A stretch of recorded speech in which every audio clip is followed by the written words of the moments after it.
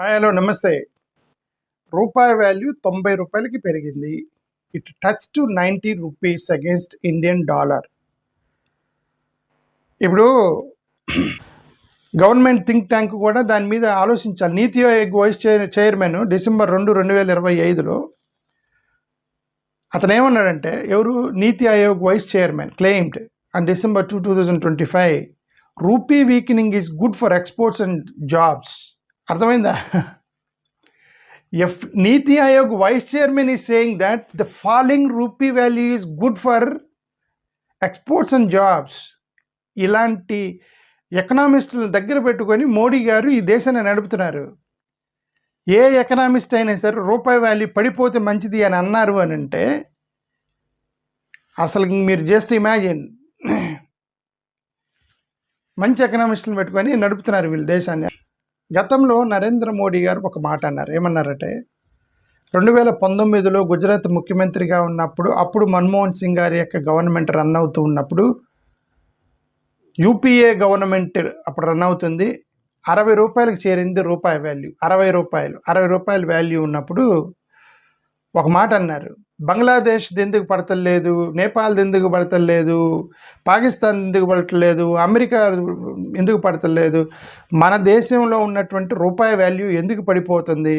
It is a race between dignity of the country and the falling of the rupee అన్నాడు. मैं शासन में बैठा हूं, मुझे मालूम है इस प्रकार से रुपया इतनी तेजी से गिर नहीं सकता. अरे नेपाल का रुपया नहीं गिरता है, बांग्लादेश की करेंसी नहीं गिरती है, पाकिस्तान की करेंसी नहीं गिरती, श्रीलंका की करेंसी नहीं गिरती. क्या कारण है हिंदुस्तान का रुपया पतला होता जा रहा है? ये जवाब देना पड़ेगा आपको. देश आपसे जवाब मांग रहा है. ऐसे नहीं होता मित्रों, मैं शासन में बैठा हूं, मुझे मालूम है इस प्रकार से रुपया इतनी तेजी से गिर नहीं सकता.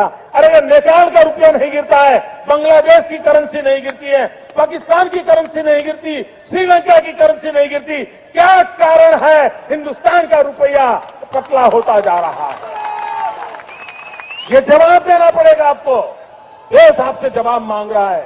देश जानना चाहता है, प्रधानमंत्री ऐसा क्या कारण है कि आज अकेला हिंदुस्तान का रुपया डॉलर के मुकाबले गिरता ही चला गया और क्यों चला गया? और मैंने साफ बात की, ये सिर्फ आर्थिक कारणों से नहीं हुआ है, ये आपकी भ्रष्ट राजनीति जो चली है दिल्ली से.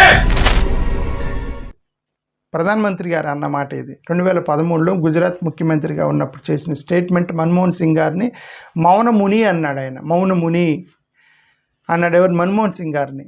రూపాయి విలువ పడిపోతూ ఉంటే మౌనమునిలా చూస్తూ ఊరుకున్నాడు. బంగ్లాదేశ్ ఎందుకు పడదు, పాకిస్తాన్ ఎందుకు పడదు, మరి ఎందుకు రూపాయి విలువ పడుతుందని. ఇప్పుడు 90 రూపాయలకు పడిపోయింది. 2014 నుంచి మొదలెట్టుకొని ఇప్పటి వరకు ఇట్ రీచ్ టు 90 రూపీస్. ఇది భారతదేశ చరిత్రలో రూపాయి విలువ అంత దారుణంగా పడిపోవటం ఇదే ఫస్ట్ టైం. 44 నుంచి 53% డిప్రిషియేషన్ ఓవర్ 11 years. 11 సంవత్సరాల్లో 44 నుంచి 53% depreciation the value of rupee just in 11 years. Okay, అంటే నా ఉద్దేశం ఏంటంటే దీనికి ఒక కారణం ఈ అమెరికా వాళ్ళతో వీళ్ళు కరెక్ట్గా సెట్ చేయకపోవడం ఒక రీజన్ అని నేను అనుకున్నా. ఎందుకంటే ఇప్పుడు అమెరికా వాళ్ళతో ఈ టారిఫ్తో గొడవ సెట్ చేయట్లేదు. అది అమెరికా ఇప్పుడు మన రూపాయిని డాలర్తో ఎగెస్ట్గా చూస్తారు వాల్యూని. ఇప్పుడు అమెరికా వాళ్ళతోనే గొడవ పెట్టుకున్నాం.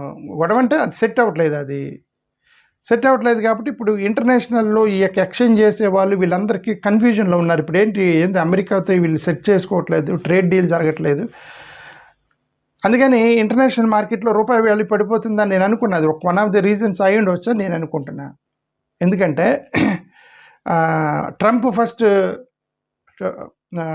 25% టారిఫ్ వేసాడు, మనం లెస్ దాన్ 20% తీసుకురామన్నాము.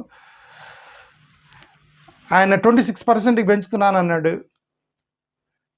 మన వాళ్ళు ఏదో చేశారు, దాన్ని ఆయన కోపం వచ్చింది. 50% చేస్తున్నానని చెప్పాడు. ఇంకా కోపం వచ్చింది, 100% టారిఫ్ వేశాడు. ఆయనకి మరీ ఉగ్ర రూపడయ్యాడు, 150% టారిఫ్ వేశాడు. ఇక పిచ్చి పట్టింది దానికి. 350% వేస్తానని చెప్పి మన స్టేట్మెంట్ ఇచ్చారు. 350% టారిఫ్ వేస్తానన్నాడు. Because of this trade disturbance between India and America, I think ఈ రూపాయి విలువ పడిపోవడానికి కారణం అది ఇంటర్నేషనల్ మార్కెట్లో దెబ్బ కొట్టిద్ది అనమాట. అది నేనైతే అనుకుంటున్నా. ఓకే, దానికి తోడు ఫారెన్ పోర్ట్ఫోలియో ఇన్వెస్టర్స్ కూడా వాళ్ళు విత్డ్రా 1.48 lakh crore ఇండియన్ ఈక్విటీస్ని విత్డ్రా చేసుకున్నారు వాళ్ళు 2015లోను. కేవలం 2025లో only 2025 1.48 lakh crore investments were pulled off by the foreign portfolios. ఎందుకు? ఇదే ప్రాబ్లం. ఇప్పుడు ఒక పెద్ద డ్యామేజ్, డిమోనిటైజేషన్ అప్పుడు ఒక పెద్ద డ్యామేజ్ జరిగింది. జిఎస్టీ డిస్రప్షన్స్ జరుగుతున్నాయి. ఇవన్నీ కూడా సెట్ చేయలేకపోయారు. ఈ డాలర్ రూపాయి పడిపోతూ ఉంది. సో వాళ్ళు ఇప్పుడు ఏమందంటే ఎకానమీ ముందుకెళ్తే వాళ్ళు ఉంచుతారు. Why they withdrew so much of money from India? Only 2025 1.5 lakh crores investments were withdrawn only in 2025. ఎందుకు? ఇది ఇవన్నీ మాట్లాడకుండా జీడిపి ఒకటి పెరుగుతుందని చూపించుకుంటున్నారు. ఓకే, ఆ జీడిపి పెరుగుతుంది కూడా అది చెప్పారు కదా మొన్న. IMF వాళ్ళు లెటర్ రాశారు, మీరు వేసిన పారామీటర్ సీక్రెట్లో ఉన్నాయని చెప్పి IMF వాళ్ళు లెటర్ రాశారు కదా. So exploding trade and current account deficits.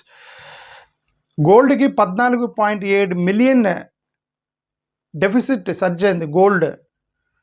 Oil 85% imports అనేవి ఇక డెఫిసిట్ చూపిస్తుంది. సో ఇవన్నీ కూడా ఏదో మోడీ గారు మేక్ ఇన్ ఇండియా అన్నారు, కానీ నిజంగా ఆయన మేక్ ఇన్ ఇండియా అయితే ఇవన్నీ బూస్ట్ అయ్యి ఎక్స్పోర్ట్స్ ఇవన్నీ ఇంపోర్ట్స్ బూస్ట్ అయ్యేవి, బట్ ఎక్కువ డిక్లైన్ అవుతున్నాయి. పేపర్ స్టేట్మెంట్స్కి ఇవన్నీ మాట్లాడకుండా అదే Nehru Patel division, Hindu Muslim division, north south division, English Hindi division, colonial versus nationalism division, ఇవన్నీ మాట్లాడుతున్నది. ఇవేమి మాట్లాడట్లేదు. రిజర్వ్ బ్యాంక్ ఆఫ్ ఇండియా రీసెంట్గా $50 బిలియన్ US డాలర్స్ రిజర్వ్స్ని అమ్మేసింది. Reserve bank of India sold 50 billion reserves since November 2024. ఎందుకంటే ఈ ప్రాబ్లమ్స్ వస్తున్నాయి, ఈ వెలాటిలిటీ పెరుగుతుందని ఇప్పుడు రిజర్వ్ బ్యాంక్కి సెట్ చేయాలి. దీన్ని ఏం చేయాలి? రిజర్వ్స్ని $50 బిలియన్ అమ్మేశారు. ఓకే, ఎందుకు అమ్మారంటే depreciation strategy, calibrated depreciation strategy అన్నారు. ఎందుకంటే ఇది ఎకానమీని మనం పడిపోకుండా చూడాల్సిన బాధ్యత రిజర్వ్ బ్యాంక్దే. సో కాబట్టి వాళ్ళు అది ట్రై చేశారు. So inflammatory burden and common citizens. చూడండి, ఒక 5% రూపాయి వాల్యూ పడితే ఎంత? 5% కనుక రూపాయి వాల్యూ పడితే ఈ యొక్క బేస్ పాయింట్స్లో 30 నుంచి 35 బేస్ పాయింట్స్ పెరుగుతాయి ఇన్ఫ్లేషన్కి. ఇప్పుడు ఇన్ఫ్లేషన్ పెరుగుతూ ఉండేది కదా. ఒక 5% రూపాయి వాల్యూ పడితే మార్కెట్లో 30 నుంచి 35% బేస్ పాయింట్స్ పెరుగుతాయి ఇన్ఫ్లేషన్కి. మరి ఈ రూపాయి వాల్యూ పెంచుకుంటూ పోతున్నారు, అంటే రూపాయి వాల్యూ పడిపోతూ వస్తుంది. 90 రూపాయలకి చేరింది. ఇప్పుడు 90 రూపాయలకి చేరితే ఎన్ని ఇన్ఫ్లేషన్ బేస్ పాయింట్స్ పెరిగాయి మీరు జస్ట్ ఇమాజిన్. ఆ ఇన్ఫ్లేషన్ అనేది పెరుగుకుంటూ పోయింది. ఓకే, సో ఇప్పుడు ఇన్ఫ్లేషన్ పెరిగితే ఏమైంది? ముఖ్యంగా పెట్రోల్ ప్రైసులు పెరుగుతాయి. ఎడిబుల్ ఆయిల్ కూరలు వేసుకునే ఎడిబుల్ ఆయిల్, గ్రాసరీస్, కూరగాయల మార్కెట్లు, ఉప్పు, ఉల్లిపాయ అన్నీ కూడా పెరుగుకుంటూ పోతాయి అనమాట. అవన్నీ కంట్రోల్ చేయకపోతే, గవర్నమెంట్ కంట్రోల్ చేయాలని మనం లెట్స్ హోప్. అంటే అమెరికాతో ఈ ట్రేడ్ డీల్ సెట్ అయితే కొద్దిగా కంట్రోల్ అయిద్దని నేనైతే అనుకుంటున్నా. బట్ చూడాలి, వాళ్ళు అమెరికాతో ట్రేడ్ డీల్ సెట్ చేయట్లేదు వీళ్ళు. Net FDI turned negative $2.4 billion in September 2025. ఎంత? నెట్ FDI 2.4 బిలియన్ మైనస్లోకి వెళ్ళింది 2025లోనే. 2 months straight, just in 2 months. ఈ ఫారినర్స్ ఇంట్రెస్ట్ చూపించట్లేదు ఇన్వెస్ట్ చేయడానికి, విత్డ్రా చేస్తున్నారు. FDI ఇన్వెస్ట్మెంట్స్ని విత్డ్రా చేస్తున్నారు, వెనక్కి తీసుకెళ్ళిపోతున్నారు అనమాట. Growth in current reality, no concrete plan. Anyway నేను ఆపేస్తాను, ఎందుకంటే